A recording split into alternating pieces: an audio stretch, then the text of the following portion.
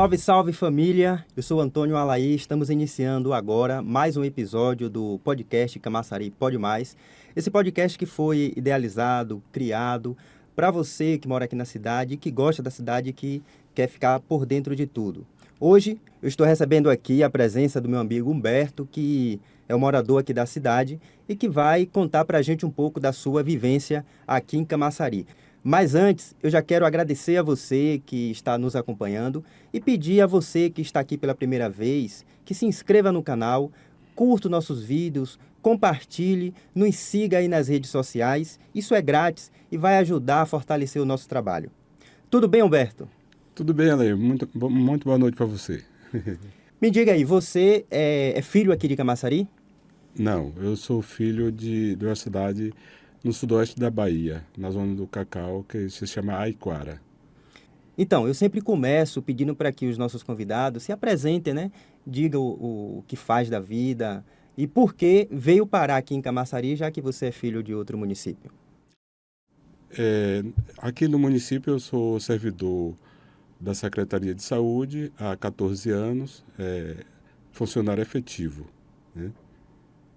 E o motivo da minha vinda aqui para Camaçari foi no ano de 1900 e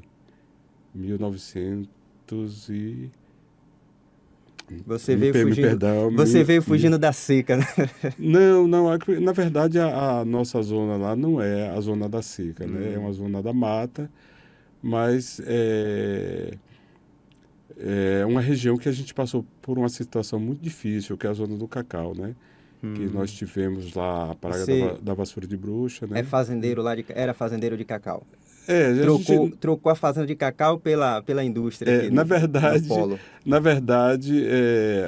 nós temos uma pequena propriedade, mas só que essa pequena propriedade não estava dando para sustentar, não tava dando uma renda para você conseguir ficar nela com a produção que existia na época, né? E aí houve uma migração muito grande, não só do lado da minha família, como de muitas outras famílias que saíram não só aqui para Camaçari, como para outros municípios, né? São Paulo, Rio de Janeiro e outros, né? E assim por diante. E o pessoal que saiu melhorou porque eu também saí da minha cidade e eu percebi que aquela região lá, eu também sou da região ali do Cacau, evoluiu bastante. E hoje, quando eu volto lá, o pessoal tá. Sem dúvida, houve uma melhora. Hoje houve uma melhora porque nos governos do presidente Lula, foram dos dois governos, 1 e 2, e depois da presidente Dilma, e houve muito investimento, né, através do Banco do Nordeste, e as pessoas que souberam aproveitar esses recursos conseguiram implementar algumas culturas lá, assim, conjunta com o cacau, e hoje as pessoas estão conseguindo sobreviver melhor. Mas e aqui em Camaçari hoje, você vive de quê? Você diz que é funcionário público, mas atua em qual área? Eu trabalho na área da saúde. Como você vê a saúde em Camaçari? Olha, infelizmente, a saúde, não só em Camaçari, como você falou, é uma coisa até de Brasil, deixa muito a desejar. É uma questão que tem que haver uma luta muito grande dos governantes e nós, inclusive, estamos no ano eleitoral e eu acho que a população tem que observar muito essas coisas e cobrar. Cobrar. Não é esperar a eleição para cobrar depois, não. É cobrar desde já. Eu acho que qualquer gestor que chegar à prefeitura a população tem que ficar atenta e cobrar, que é uma coisa natural até, sabe? É uma coisa que eu acredito que a maioria uma boa parte do, dos gestores e até dos legisladores vai compreender isso e tem que compreender. É uma coisa natural, né? Humberto, assim, o objetivo desse podcast é a gente mostrar um pouco das personalidades de Camaçari, né, valorizando o município. eu quis trazer, né, você, eu quis trazer você justamente por ser de fora, porque representa uma boa parcela da população aqui de Camaçari, que tem origem em outros municípios, né? E quando não originou de outro município, os pais vieram de outras cidades, né? Não só da Bahia, mas também de todo o Brasil. Mas assim, eu fiquei sabendo que você não é uma pessoa tão comum assim. Você já teve uma experiência política. Fiquei sabendo que você já foi vereador. Me conte aí como é que isso aconteceu. Eu fui vereador na cidade onde eu nasci, no município de Aiquara, e com uma coisa até interessante, na época eu tinha só 18 anos de idade, em 82. Eu estava com 18 anos de idade, fiz um mandato de 6 anos, né, que foi de 82 a 88. Inclusive, essa cidade, Aiquara, é a terra do atual governador, né? O atual governador nasceu nesse município. Você conheceu ele lá? Conheci, nós nos conhecemos ainda meninos de 8 anos de idade, tomando banho no Rio de Contas, lá onde esse rio passa no município, né? E aí as famílias, na verdade, nós somos de famílias tradicionais que abriu o município, né? Que foram para lá, pessoas que migraram de outros municípios e que abriu terras lá eh, há 63 anos atrás, mais ou menos. E aí a gente nos conhecemos lá e Então me fala hoje aí, está aí. o governador é bom de bola? Você jogava bola com ele? Muito bom de bola. Ele É mesmo? jogava direitinho, direitinho. Ele era um bom jogador. E assim, tipo, a gente faz até uma comparação elegante, né? Um cara Ah, que não batia. A gente faz uma ligeira comparação ele a Falcão, que era tanto na hum. elegância Aí de aí você colocação.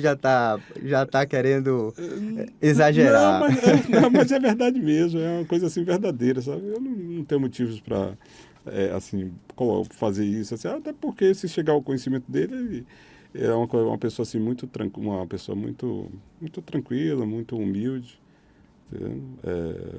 Nos encontramos sempre e tem demonstrado até hoje aquela humildade de sempre, né? Mas é isso aí.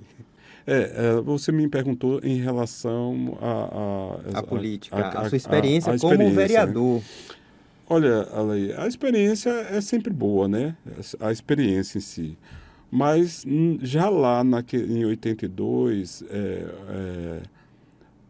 teve uma complicação, teve algumas coisas complicadoras, porque na época nós elegemos um prefeito é, e o grupo fazia oposição ao governo da época, né? E com pouco tempo de mandato, o prefeito da época se aliou ao governador, que era o então João Duval. E eu fazia oposição, eu era oposição a esse grupo. E aí eu não fui. Acabei ficando sozinho.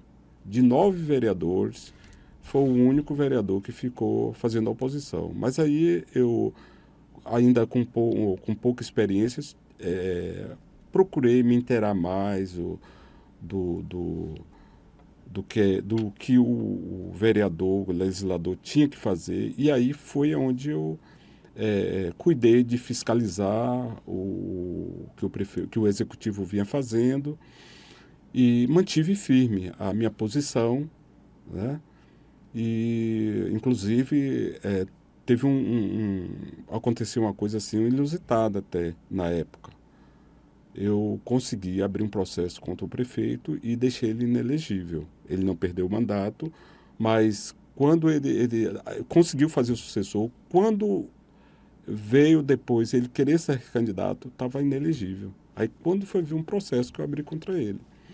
Então eu acho que isso uma, que infelizmente a gente quase não vê acontecer mais. E as leis hoje estão até melhor para se punir prefeito, mas existe infelizmente essa coisa dos vereadores não estão mais, a maioria não estão mais legislando. Eles, na verdade, ficam querendo fazer o mesmo trabalho do executivo, querer executar, que não é isso o papel do vereador. E por que você não foi reeleito? Olha, na verdade, assim, eu estava na oposição, né? Fiquei fazendo oposição e o grupo que eu fiquei foi assim, eu não consegui. Para você ter uma ideia, é, eu, quando saí candidato à reeleição, que foi a última vez que concorri, eu tive, que é o número vai aparecer pequeno aqui, mas é gigantesco. Eu tive 122 votos e não consegui me eleger por conta dessa questão do coeficiente. A cidade lá tem quantos habitantes mesmo? Hoje hoje eu acredito que nós estamos em 6 mil e poucos moradores. Eleitor fica em torno de 3 mil e poucos. 200 votos, cara, o cara vira Hoje, não, vereador. hoje elege com até menos, mas só que é o chamado coeficiente. Mas dá uma trabalheira para conseguir 200 votos. Pois é. Para você ter uma ideia, quando eu saí candidato à reeleição, que perdi a eleição, eu tive 122 votos. O segundo colocado teve 20 votos na minha chapa, enquanto que os que estavam no esquema lá da prefeitura, aí sim, esses caras tiveram, os que ficaram em minha frente. Pra você ter uma ideia, teve um vereador que da situação elegeu com 60 votos. Eu com 120 não conseguia a reeleição. Então, existe isso ainda na política, sabe? Ainda existe, que é uma coisa que eu acho que na reforma eleitoral tem que se Essa estudar reforma isso. que não, Nunca não sai. sai, Será que né? um dia sai uma reforma eleitoral no Brasil? Sinceramente, eu sou muito pessimista, Ale, porque as pessoas que estão, os deputados, né, onde é a Câmara de Deputados, os senadores, eles vão fazer sempre aquilo que beneficia eles, infelizmente. Infelizmente. É uma coisa que nós só poderíamos fazer uma mudança verdadeira aí quando o eleitorado tiver consciência de eleger deputados, vereadores, com mais compromisso com a própria sociedade. Aí sim, aí vai acontecer. Agora me conte aí, você já fez alguma loucura na sua vida? Pai, loucura, não foi bem uma loucura, mas foi uma coisa assim, para a idade que eu estava. Aquelas loucuras de criança, de adolescente, já comeu galinha, já... Não, não. Eu sou de uma família muito tradicional. Tradicional no sentido de aquela coisa de meus avós, paternos e maternos, minha mãe, meu pai. Era muito aquela coisa de ficar chamando a atenção da gente, tendo cuidado e tal. E acho que por isso que eu nunca aconteceu essas loucuras. Nunca sabe? comeu galinha? Não, de jeito nenhum. Nunca jogou pedra em para-brisa? A galinha só cozida, né? Você uma então boa, já comeu. um bom ensopado, de galinha é ótimo, né? Eu gosto. Nunca jogou pedra em para-brisa? Não, por incrível que pareça, nunca joguei pedra em para-brisa. Puxa, que chato. Mas aí é o que eu lhe falo da questão da família, né? Você sabe que essa coisa, você pode ter acontecido isso também, a gente tinha uma coisa muito rígida. Mas já matou o passarinho de Badog? Rapaz, eu era ruim pra caramba. Eu tinha... Hoje se o cara for... É crime. É crime, É né? crime. Não, por incrível que pareça, eu poderia... Eu já tive estilingue, mas nunca consegui atirar para matar um bichinho daquele. Graças a Deus, que hoje eu tenho, assim, aversão tanto ao estilingue como essas espingardazinhas que os caras usam ainda na mata para matar os bichos. É terrível hoje é isso. crime, mas há uns 20 anos atrás era a necessidade, E né? tinha, 20 anos tinha. não, 20 anos talvez já, há uns 30 anos atrás. Assim, tipo, é interessante, Ale, você me falando isso, eu relembro lá atrás que nós tínhamos, você fala da necessidade, isso tudo bem, pode existir, mas nós tínhamos tantos meios de nos alimentarmos que eu chegava muitas vezes eu deixei de ir para casa comer o arroz, a carne, a farinha, que era uma coisa tradicional nossa lá, que você é da região, você sabe disso, porque lá na roça a gente tinha banana da prata, aliás, todo tipo de banana. abacaxi, abacate, jaca, tudo isso tinha lá. E a gente acabava se alimentando com isso. E não só nós que éramos filhos dos produtores, como também as pessoas que eram filhos dos trabalhadores rurais, que sempre estavam junto com a gente e a gente sempre comia essas frutas que eu estou lhe falando, juntos até. A gente abria uma jaca e se alimentava. Quando chegava em casa, cadê fome? Não tinha fome para... Mas assim, na verdade é que a maioria das pessoas não valorizavam esse tipo de coisa, né? Já as frutas. As pessoas... na verdade, quando a gente está na fartura, né? No meio da fartura ali, dificilmente você valoriza. Você valoriza aquilo que você não tem. E naquele momento o que as pessoas não tinham era o arroz, era o feijão. Eu lembro que muitas crianças iam para a escola para comer da merenda da escola, né? Porque muitas vezes não tinham o que comer em casa. E quando tinha merenda na escola. Hoje, dificilmente você vai ter uma escola sem merenda, nem que seja lá a bolacha com o leite com Nescau. Verdade. Vai ter. Mas naquela época, há 30 anos atrás, cara, era dificuldade ter merenda na escola. Era 3 meses do ano apenas que tinha merenda, né? Tinha também uma situação, a gente, na verdade, a região nossa lá, do Cacau, a gente, de certa forma, a gente era privilegiado. Claro que aí quando a gente saía de lá, porque nós tínhamos, assim, sempre nós tínhamos convite para ir já na zona da Caatinga, aí sim, aí a gente via a dificuldade, porque lá ele não conseguia produzir, não conseguia plantar, ter banana, essas coisas. Lá a gente via que as pessoas tinham plantação de milho quando chovia, era milho, feijão, que eles plantavam um mês, no mês, assim, beirando o mês de março para junho, que tinha aquelas águas, né, chamadas águas do verão, eles produziam e armazenava para se alimentar. Já lá na zona da mata, não, a gente conseguia plantar o ano inteiro, por conta de que a gente tinha uma terra, nós temos terras férteis e produzia tudo. A gente tinha tudo lá. Certo, mas você me enrolou e não falou da loucura. Sim. A loucura que você fez. Eu sei que você fez uma loucura aí. Você não está lembrando agora, mas eu sei que você fez. Ó, deixa eu te falar aqui o que aconteceu. Assim, que foi uma loucura que, na verdade, eu tomei como uma experiência na vida. Eu, com 17 anos incompleto, saí de lá da região, fui para o Rio de Janeiro sem avisar meus pais. Eu não avisei para os meus pais.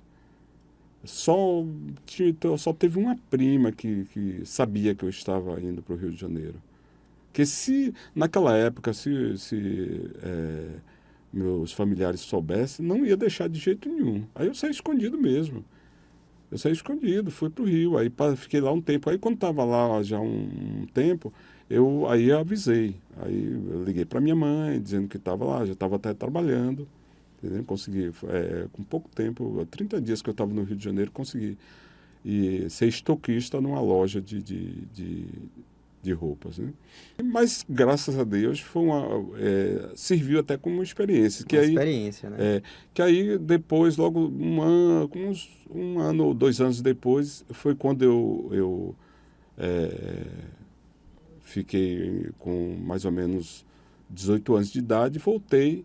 E de imediato, quando chego na fazenda dos meus avós, e aí foi quando eu me enveredei na política, que eu fui tirar meu título de eleitor no mês de junho. Eu estou voltando um pouquinho porque acabou, né? Não, pode voltar. Aí o que aconteceu? No mês de junho, quando completei 18 anos, tirei meu título de eleitor e pouco tempo depois o candidato a prefeito da época me convidou. Me convidou, ele me envia muito com muitas. Com futebol, as amizades e tal. Ele parece que uma pessoa esperta me viu como uma pessoa que poderia ajudar. E qual era a sua bandeira, a sua principal bandeira, assim, nessa sua experiência política? Qual o seu grande feito? E o que você acha que você não conseguiu realizar? Você era muito jovem, né? 18 Isso, anos, isso. você não tem uma cabeça completamente diferente da que Sem, tem hoje, sem né? dúvida, sem Talvez dúvida. se hoje você tivesse uma experiência dessa, você seguiria caminhos completamente diferentes, né? Daquele que você escolheu lá no passado. Mas Isso. qual foi a sua principal motivação, bandeira e o que você não conseguiu realizar? E qual a visão que você hoje tem da política? Na verdade, quando eu ingressei na política, eu fui candidato a vereador lá em 82, eu acompanhava alguns deputados federais na época, né? E eu enxergava, eu comecei a observar o trabalho deles, né, como legisladores, e aí eu ganhei gosto por aquilo. E aí, quando cheguei à Câmara de Vereadores, fui eleito, apesar do prefeito da época, a gente ter sido eleito no mesmo partido, já comecei desde do início, eu comecei a questionar as coisas que eu não concordava. Aí, de princípio, aquela coisa era muito requerimento. Requerer ao prefeito para recuperação de uma vicinal, construção de um colégio e assim por diante. Mas eu acredito que o grande trabalho que eu consegui fazer foi na fiscalização dos recursos do município. Aonde é que estava sendo investido os recursos e se aqueles recursos estavam sendo bem aplicados. Foi onde no processo, eu acabei abrindo uma comissão parlamentar de inquérito, que, olha só, 9 vereadores, e eu sozinho, convenci a 8 vereadores a abrir uma comissão de parlamentar de inquérito, que disse que era só para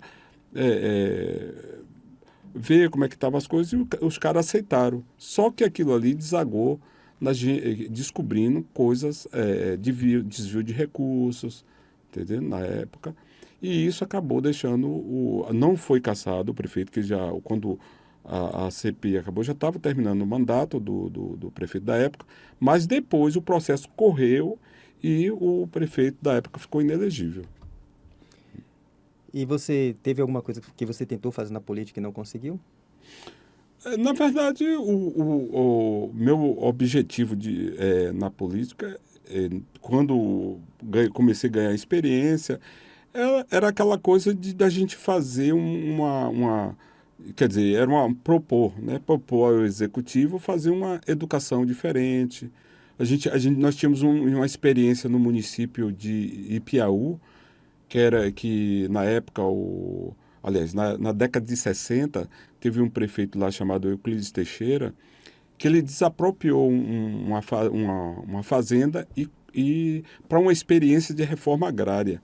Aí se tornou a Fazenda do Povo. Ele assentou em torno de 10 famílias nesse local e deu super certo. E aquilo me entusiasmou, eu fui conhecer e acabei propondo isso também lá no município, mas infelizmente o prefeito da época não enxergava isso, que ele achava que isso era uma bobagem, que a terra tinha que ficar na mão de pessoas, de grandes.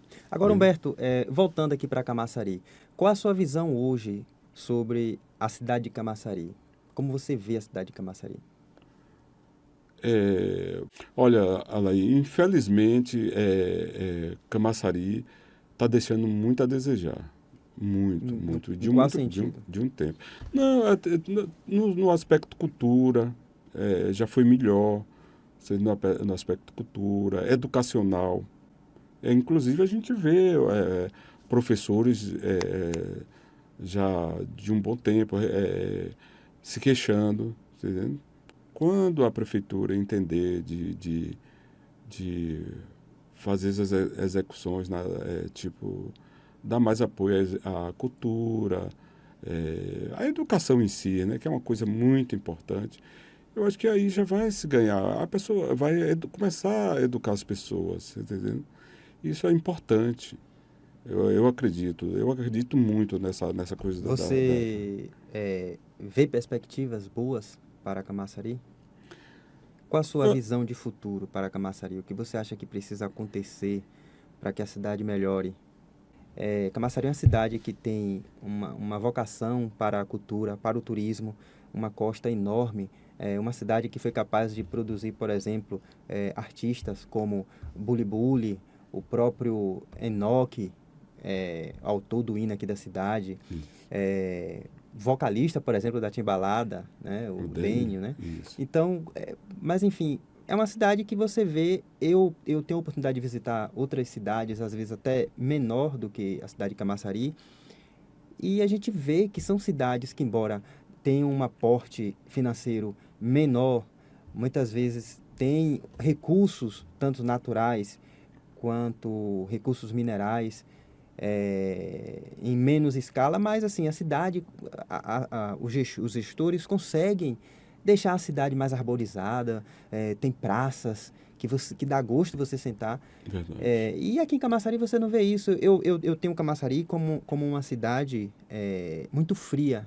Fria não no Eu- sentido Perfeito. de Isso, clima, isso. mas uma cidade onde parece que ela foi pensada apenas para as pessoas trabalharem, né? As pessoas trabalham e vão E para casa verdade, dormir. verdade. Não existe uma área de lazer assim apropriada. Camaçari é uma cidade com uma orla imensa, Isso, né? Com diversas áreas verdes. Você não tem um parque. Aqui em Camaçari tem vários parques, né? isso. Só no nome dos bairros. Parque O das Parque do... Palmeiras, Parque das É verdade, Mangabas, verdade. Parque Verde. Mas você não tem um parque, por exemplo, na cidade. Isso. Nós temos aqui próximo à cidade de Mata de São João que nós temos um exemplo de Praia do Forte. Você vê o que aconteceu ali, o investimento que aconteceu e o mundo fala do local. Eu acho que se houvesse, aliás, eu acho não, eu tenho certeza que se houvesse um investimento maior, não só por parte da prefeitura, como o Estado, como a União, porque aí a prefeitura é que tinha que puxar isso aí, é, não só Arembepe, como Guarajuba, Itacimirim, né, que são os lugares excelentes. Você acha que o poder público em Camaçari deveria ouvir mais as pessoas? Sim, com certeza. Não tenho dúvida disso. Eu acho que porque eu acredito muito, Ale, que qualquer gestor, ou até na vida pessoal da gente, se a gente procurar pessoas para buscar ideias, eu acho que a tendência de dar certo uma determinada coisa que você queira fazer vai ser muito mais, vai ter muito mais chance de dar certo, né? Alguma coisa que você queira fazer, até na vida. Eu me lembro muito bem assim, quando a gente vai, muitas pessoas que vai abrir uma empresa, às vezes, muitas vezes vai atrás do Sebrae, porque o Sebrae tem uma informação, né?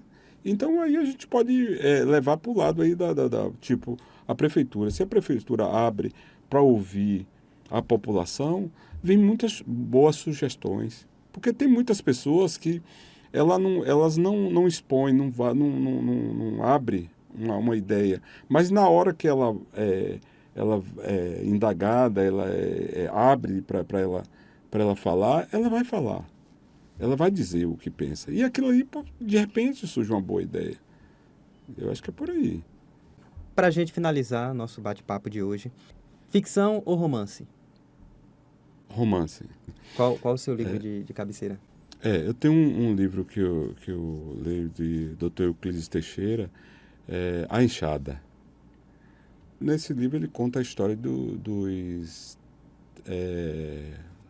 Trabalhadores rurais. trabalhadores rurais, né? Uhum. E é um negócio assim, muito interessante, que eu não vou conseguir aqui lhe relatar assim, muito, mas que ele me contou, eu tive a oportunidade de indagar dele, como é que ele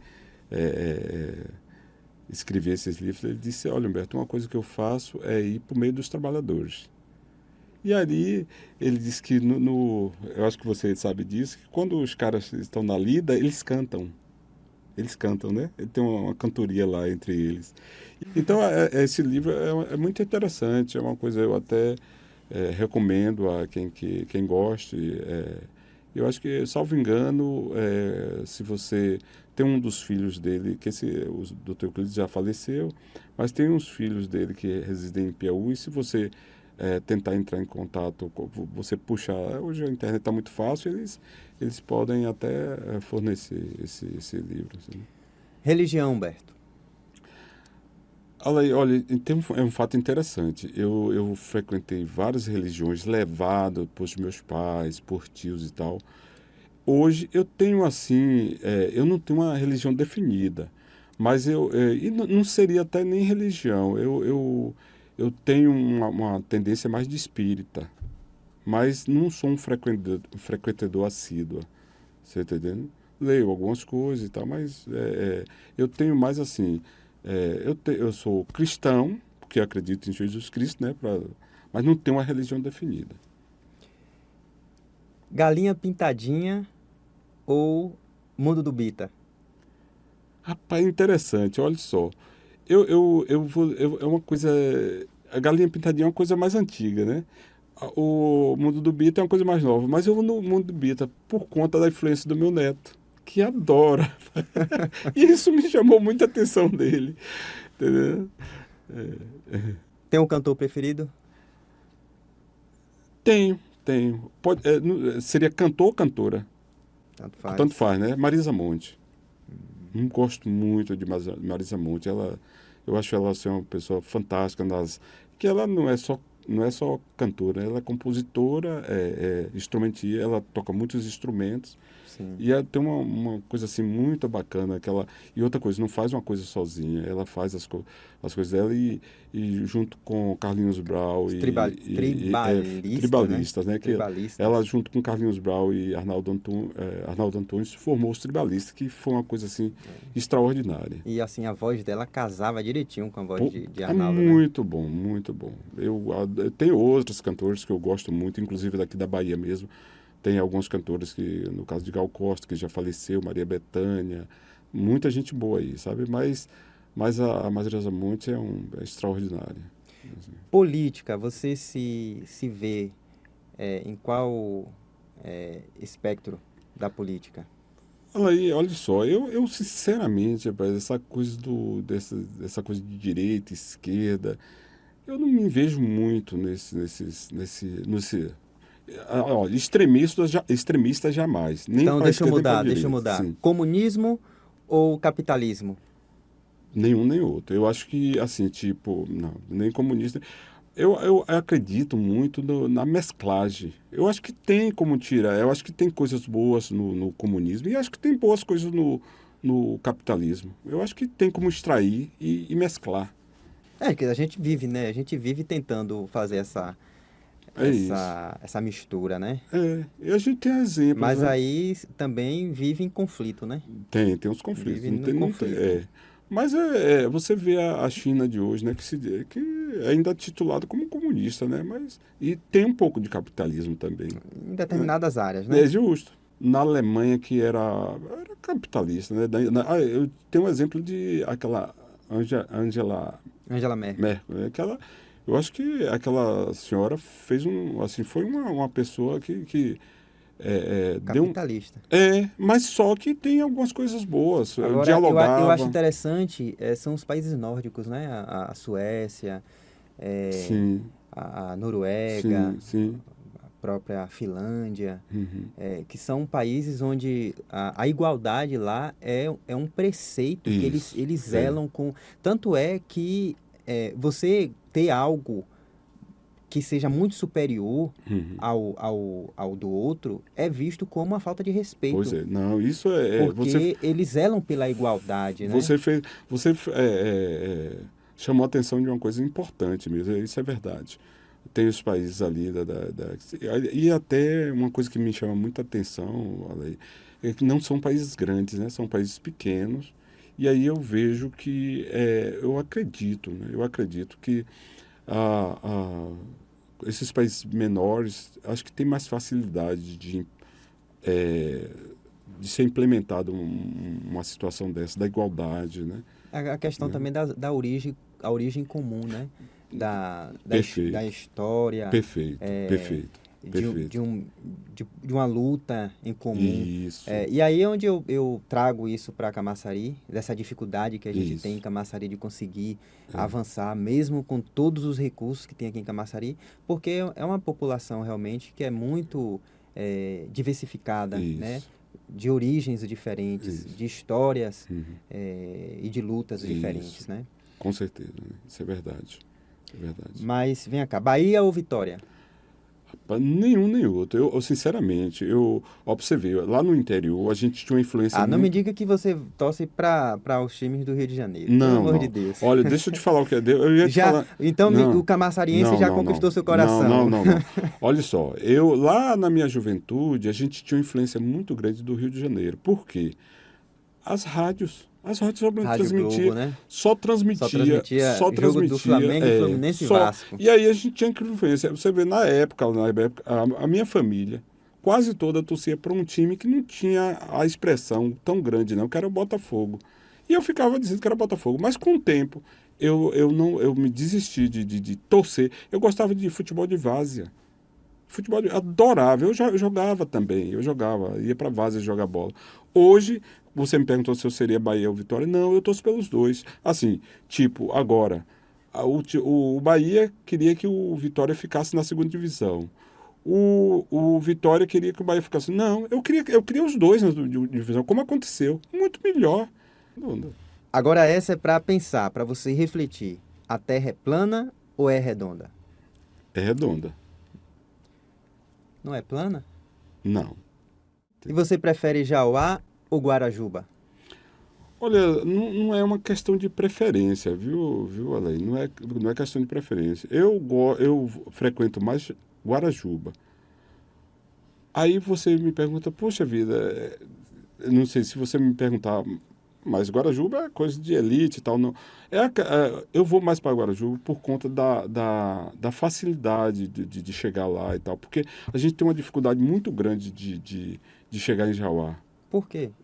Em todos os sentidos. Um período é mais tranquilo, um período esse mais próximo? Não, é o contrário, Alain. Rapaz, esse período agora, eu tenho parentes que tem casa de praia lá. Para chegar na casa das pessoas é horrível. Por causa do movimento, né? Movimento. E as praias... Porque as praias são mais cheias, né? Mas também... Mas quando eu vou lá para o final da praia, lá em cima. Mas para você chegar lá E é porque, na verdade, as praias não têm a extensão de areia que as outras têm, que é uma outra coisa, né? Que você chega lá, a praia, eu frequento, não é que eu não deixo de ir, não, eu vou. Mas eu e algumas pessoas, chegou acho que saiu num grupo de 5 pessoas, chegamos lá, não tinha lugar para ficar na praia. A gente teve que se deslocar para outra praia, porque estava cheia. Porque, quer dizer, na verdade... Para quem não tem um meio de transporte, a facilidade maior é para Jauá. Por quê? Tem um ônibus, né? Os ônibus que saem coletivo daqui para lá e tal. Muito bem, estamos chegando ao final do nosso podcast, Camaçari Pode Mais. Conversamos hoje com Humberto, um cidadão, morador aqui da cidade de Camaçari, trazendo aí um pouco do seu relato, da sua vivência aqui na cidade, das suas experiências. E, desde já, quero agradecer a Humberto por estar aqui, por participar desse momento. Eu que tenho que agradecer a você, Leia, porque eu acho que é um momento bom que a gente passa, né, um pouquinho do que a gente pensa, né, essas coisas. Eu acho que é importante o que você dá. E lhe parabenizar por isso, porque isso é muito bom. Eu gosto muito, eu sempre assisto o podcast de algumas figuras que já está mais há tempo e tal, e eu desejo sucesso a você. Valeu? Valeu, Humberto. Obrigado. Espero que as pessoas gostem desse trabalho. Já pedi para você que está aí em casa nos assistindo, que curta esse vídeo, compartilhe, se inscreva no canal, siga a gente nas redes sociais, né, para que a gente possa continuar, né, com esse projeto, esse trabalho que é importante para a gente, importante para a cidade, importante para o futuro da nossa querida Camaçari. Então é isso. Voltamos numa próxima oportunidade para mostrar que Camaçari pode mais. Um abraço, fique com Deus.